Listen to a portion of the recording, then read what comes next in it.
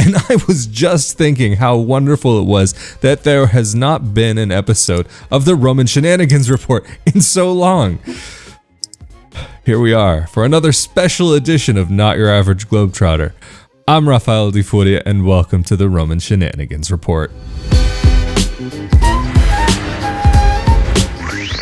As a quick note, right before we hop into the episode, I just would like to make it clear that none of this information should be taken as any type of advice and should not be taken as any sort of replacement of information from any official source. And it is very highly recommended that you also confirm everything with official sources, as some of these details may change as time goes on. Just earlier this evening, after I had already gotten an episode ready for this week, just almost ready to go, the Italian government put out its latest and greatest rules about what's going on here in Italy, and finally there is an answer about what the situation is going to be looking like with the Italian Green Pass. I've been getting a lot of questions about this by email and through private messages on Facebook and Instagram, and until now, there hasn't really been a proper, solid answer. There's kind of been maybes, kinds of ifs, sortas, it could be's. But now there's finally some solid rules that you can go by. And I do have to say, it's interesting. And there are some parts of it to me that at this moment in time, I don't know if I totally get the approach, but hey, let's leave it to the experts. Anyway, the website is currently only available in Italian, so I will be translating this into English so that you can understand it better. But if you do want to see the original website in Italian, you can go to www.dgc.gov.it/web/. Of course, I do not represent any arm of the Italian government. I am not a doctor, but I am just a dude living in Italy with his boots on the ground who's been living here from the first day of lockdowns and well before that. So let's get into this. It starts out on the website with COVID-19 Green Certification EU Digital COVID Certificate. And the big text at the top says, let's go back into safety. The COVID-19 Green Certification allows access to events, structures, and other public places in Italy and facilitates travel in Europe. And to me, though, I do have to say, I find it quite interesting that nowhere in that first paragraph did it mention anything about travel. And so after going through this website, as well as some of the other Italian websites, some official websites, some non-official websites, some news outlets, and so on, I've culminated what I could into this episode to try and share what I can. The first thing and the biggest question that I had was, what about travel? What about going to restaurants? What about taking part in just regular daily life? To what extent is this green pass going to be necessary? And so from August 6th, the new situation will be that any services, catering services provided by an establishment for table service indoors, they didn't specify about outdoor services, so I'm wondering if outdoors is okay, but there was no place that was specified indoors. No place that specified outdoors. They only specify indoors. Just a quick editor's note while we're in the middle of this. While there has not been any information that I have been able to find from an official source regarding being able to eat outside, there are news agencies in Italy that are reporting that it would be legal and possible for a person who does not have the Green Pass to be able to eat outside, to drink outside, at a place where you have a standing bar where you can just go to the countertop. It will be possible to be served there inside. But again, this is not based on anything that seems to be written on an official outlet. This, from what I've found, only seems to be reported in some of the news outlets. And one last added point here. There is also a potential fine that could be had, and it goes between 400 and 1,000 euros for both the proprietor and the customer. And if this is repeated on 3 different days, and it seems as though maybe it's 3 different days within the same week, but it's not specified, it could be 3 different events, 3 different times, then the location may be closed from 1 to 10 days. And then going to sporting events, competitions, museums, exhibitions, swimming pools, team sports, wellness centers, festivals, fairs, conferences, spas, amusement park, recreational centers, cultural centers, and indoor activities, gaming rooms, betting rooms, bingo halls, casinos, and public competitions. So there's a lot. Basically, it sounds like any type of like really public event of any sort is going to require the green pass. But in that list, the long list, it doesn't necessarily specify about eating outdoors or about traveling around in the country or even traveling internationally. And from what else I could find, it doesn't necessarily seem as though for traveling around the country that this would be required. At least it hasn't been specified anywhere on official sources that I've seen. It's possible I've missed it, but very unlikely because I was very thorough when I looked through this.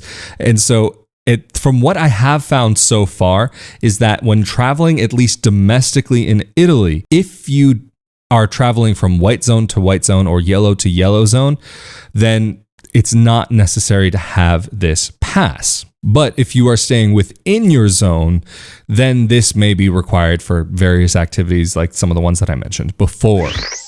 One more quick editor's note here. Even though it does seem somewhat clear on the official information that travel would be allowed, there are news sources here in Italy in Italian that are saying this is still a subject that will be discussed and decided upon at a later date. So keep in mind, all of this information may change at a later date. This green pass will also be available in digital and paper formats, and it will be available to people who do have access to computers and smartphones, and people also who don't have access to those online services. The way that you do it on your phone or on your computer. There are a number of official sources that are listed on the website, which I'm not going to go into because if you are somebody who this applies to, then you'll know what you can do, or you can find out through one of the services that you may already be signed up for here in Italy. It will also come in Italian and English, plus French or German, and it will be valid in all of the EU and Schengen countries. So it's not something that's just good for here in Italy. So this is clearly something that's part of the greater European initiative towards the situation. But I do have to admit, I am a little bit curious that if the main goal is to completely decimate the virus or even to try to minimize it, why not close the borders for unnecessary travel, or maybe even just travel to begin with? Because we've been able to see that a lot of things in the past year and a half can be done online, even work, business, meetings, and so on.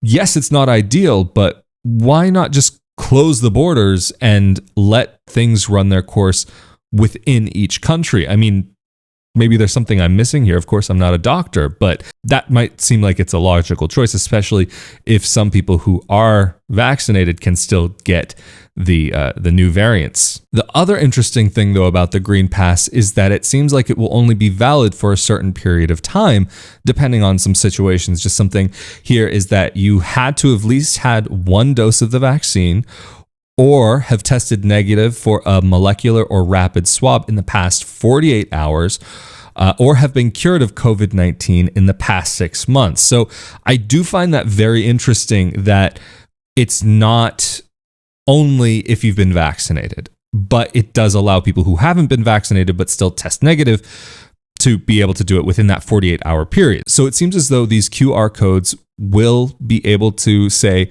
whether you're able to be in a certain place or not, because when you're at the at these venues, whatever it may be, they're supposed to actually scan you in. So that's the other thing. And I'm not somebody who's anti-vax, but I'm very pro safety, security, and privacy. So, and especially privacy. And this to me, especially being in Europe where privacy is such a major concern, that you have to sign documents on documents on documents, even if you're just trying to get a SIM card or sign up for an online service, or even if you're just browsing the web, something that may not have your actual identity tied to it. Like I've said in past videos, whatever your health situation is yours. I don't want to know it. I don't need to know it. Yes, maybe I should have some concerns in some situations, but that is not my business. That is your health care, and your situation is not my business. And I feel as though also, if I were to go to a restaurant and the server there doesn't need to know about me and I don't need to know about them, or if I'm working someplace, I don't need to know if they have done X, Y, or Z to be in that place. It could be the wrong way of approaching things. But again, I feel as though that from a privacy standpoint, I still have concerns, because even I haven't found anywhere online that lists how the privacy and data security is taken care of. What if there's a data breach? What information is matched up with what information? Because yes, the QR code, when you are at a place, it only gives you a yes or a no. It doesn't give the person who's scanning it any personal information about you. It just gives you the yes or the no. And so far, from what we've seen of the system, that's the way that it seems to work. So this also goes to another point, that there have been people already giving fake codes, using other people's codes, and to travel improperly. So if you're going to have privacy, that opens you up to misuse. But if you're going to take out the idea of privacy, then that leads to other problems. So to me, I can't help but wonder if this is really the best way of doing things. Of course, given the situation, this is the first time we've gone through anything like this. Nobody really probably knows the best way of doing it, but it is just an interesting approach and something that I was wondering about. Anyway, for people who only have had their first dose of the vaccine, it will be valid from what I've seen from the 15th day of after the vaccine until the date of the second dose. And then once you've had the second dose, then you'll be issued the code within 24 to 48 hours. And that green pass will be valid for 9 months. So what is going to happen in 9 months from whenever this happens? Are you going to need a booster? Is that booster going to protect against the other variants? Or what's this going to look like? Of course, at this point in time, there's probably nobody that has a good answer for that. These are just some things that I personally happen to be curious about. But then what if you are coming from another country into Italy? So if you're coming from the EU Schengen, if you have the green certification, it must actually certify one of the following: that you have completed the prescribed vaccination course or be cured from the virus. And the validity of the certificate is 180 days from the date of the first positive swab, or you've had the molecular or antigenic test done within the past 48 hours. Minors under the age of 6 are exempted from taking the pre-departure swab. But if you're entering from Israel, the United States, Japan, or Canada, it seems like the certifications that you get there should be good enough for Italy. But until August 12th, within the European Union, you'll still be able to travel around as long as you can show your vaccination or your test without the green pass. But even with the green pass, you still have to get swabbed upon arrival in Italy. That's something that's not going to be changing. But the other interesting thing is that even if you do have the green pass, you still have to get swabbed within a certain time period of your arrival in Italy. So I find that also kind of interesting, that it just somehow, whatever, I'm not going to get into it. But even if you're an Italian citizen who's been vaccinated abroad, or just a person who's been vaccinated abroad, what's the situation with that? Can you get the green pass? What's going on there? And that's something that even that there's not a system in place right now, and the Italian government is working on how they might be able to make this happen. But for the time being, if you're a citizen who's been vaccinated abroad and you're going to be here in Italy, that vaccination may not be recognized, at least when we're talking about the green pass for this moment in time. Seems like they're working on it though. And like I've said in past episodes, I can't help but wonder if this feels like a band-aid for a broken bone. Like, it just seems like this is only maybe a partial fix. And even Mario Draghi said that the green pass itself is essential for businesses to keep open during this time. But if there's so many other things that are going on and seem like maybe there's some cracks that things can fall through, is this really the best way of going about things? I'm going to repeat myself, and probably I'll repeat myself in future videos too. It feels like a band-aid on a broken bone. But it's been interesting to see also that in France, there have been some major protests over this subject. And I'm not going to go into the details of that because I don't know all of the details, but I'm wondering if that's something that we might start seeing here in Italy, especially because not all of this is actually in place yet. It's like I said before, it's coming the beginning of August. What was it, the 6th, I think I said? I forget what date I said earlier in the episode. All right, just double checked and it's definitely the 6th of August. But I can't help but wonder, especially because we have these solidified rules in place now, if there will be any sorts of protests before then. I'm going to assume there are people on both sides of the political spectrum that will agree on certain things and maybe have problems with the Green Pass. And that's something that we have seen some cross aisle agreement, maybe for different reasons. But I am very interested to see what happens. I definitely hope we are able to stay peaceful and everything goes all right here. Especially because it's so interesting to me that if you look at maybe the 70s, 60s, 80s, there was a lot of social activism in the country. But these days, while there is a lot, it's a lot quieter than what it used to be back then. And even though last year we did have some rioting and so on in the streets, it didn't seem like it maybe went up to the escalation that it did years and years ago. So I am wondering if, because the situation is more normal, quote unquote, now, that I don't even want to call it normal because it's anything but, because having to walk around with a mask in your pocket or attached to your arm and to walk around and scan in is definitely not normal. But to have this where we can have more access to the outside world than like what we did at the very beginning, I can't help but wonder if that's enough for people that it's okay, that they're okay with that to be able to continue on. Or is it going to be something that people get fed up with? Because I think even the people who are definitely okay with the vaccine, they're going to get annoyed by this. And I can't help but think that even the restaurateurs, they're going to get annoyed by having to scan in people because it's in adding in extra steps. Yes, it's all for trying to protect the greater good and the public. So there's something to be said for that. But I am very curious to see what things are going to look like over the coming months, especially because the state of emergency has been pushed back until the 31st of December, if I'm not mistaken.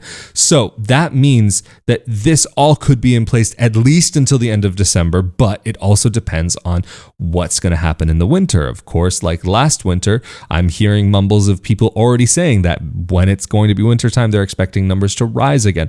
But let's see, especially with the number of vaccinations and so on, will we see the amount of numbers, or will it be much more mild because of so much of the population now being vaccinated against the virus? So let's see. I'm definitely hoping, I'm crossing my fingers, and I'm not necessarily convinced that things will be without a few bumps in the road, but I'm hoping and praying, definitely hoping and praying, trying to stay positive, because I am so fed up with talking about this subject.